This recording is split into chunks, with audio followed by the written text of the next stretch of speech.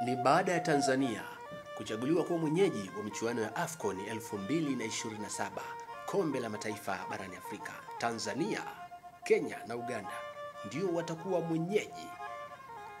Katika suala la soka, kitovu cha soka kwa upande wa Afrika Mashariki ni Tanzania, ndiko ambako klabu kubwa zaidi barani Afrika ikiwemo Simba Sports Club na Young Africans zinapatikana. Unapoongelea mpira, basi unaongelea Tanzania.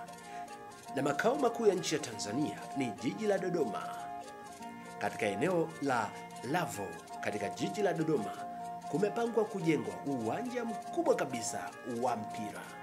Uwanja utakaobeba mashabiki zaidi ya 90,000. Uwanja huu utakuwa ni mkubwa zaidi katika viwanja vya mpira vilivyopo Afrika Mashariki. Uwanja wa Dodoma Stadium unatarajiwa kuwa uwanja wa kisasa zaidi, uwanja utakaojengwa katika mji mkuu wa Tanzania ukiwa na kila huduma.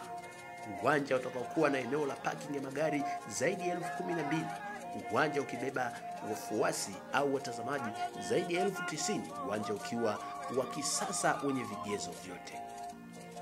AFCON itanoga, watakaotembelea Dodoma, makao makuu ya nchi, watafurahi.